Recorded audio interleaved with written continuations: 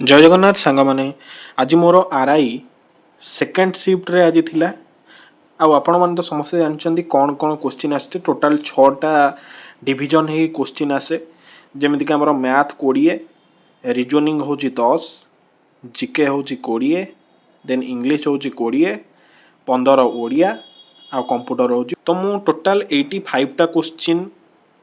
total मु attempt करी आ मोर math रे टोटाल 15टा क्वेश्चन अटेम्प्ट थिला रिजनिंग रे 9टा इंग्लीश रे 19टा जीके रे 14टा देन मोर कंप्यूटर रे 14टा आ ओडिया रे 14टा थिला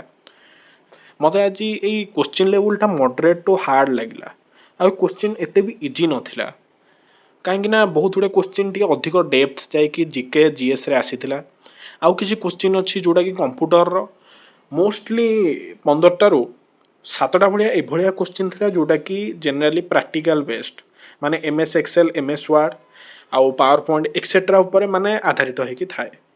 तो मु किभली 50टा क्वेश्चन कली मु से विषय कहूँ तो 85 क्वेश्चन नु मु फास्ट राउंड रे 67टा कली जोटा कि मु मोस्टली 99% श्योर अच्छी 67 नो एटलिस्ट 65टा क्वेश्चन करेक्ट ही हेतिबो देन तापर मु देखिल जे जदि 67टा मु अटेम्प्ट करी अवश्य क्वेश्चन लेवल हार्ड थिला बट मो हिसाब रे जे किछिटा अधिक अटेम्प्ट करियाटा बेटर तो मु नेक्स्ट 18टा क्वेश्चन लॉजिकल गेस लगेइथिली तो एमिति है कि मु टोटाल 85टा क्वेश्चन अटेम्प्ट करिछि आपण मानो पेपरटा जो माने भी देइथिले आजिरो सेकंड शिफ्ट रो पेपरटा किभलिया लागिला मते प्लीज कहिबे बिकज मो साइड रे जो पिला माने बसथिले से माने इवेन के जन को टाइम भी है नथला काना मैथ क्वेश्चन टिके लेंदी थिला पार्टनरशिप एक्सेट्रा जो पकेइथिला टिके लेंदी भी थिला ता सहित आउ किछि क्वेश्चन थिला से माने भी बहुत माने डिमोटिवेट हो जाइथिले जीएस पोर्शन टा को देखि काना जीएस पोर्शन टा टिके अधिक डेप्थ को पकेइथिला इवेन ओडिया भी कॉन्सेप्चुअलिटी पकेइथिला ओडिया एते भी इजी नथिला जे जने 15 रो आउट ऑफ 15 आनी बहारी तो ये भाया लेवल मोर आज क्वेश्चन पेपरटा थिला नेक्स्ट को पेपरटा मते डिफिकल्ट लागला तो ओवरऑल इंग्लिश पेपरटा इजी थिला इजी टू मॉडरेट आमे कहि परिबा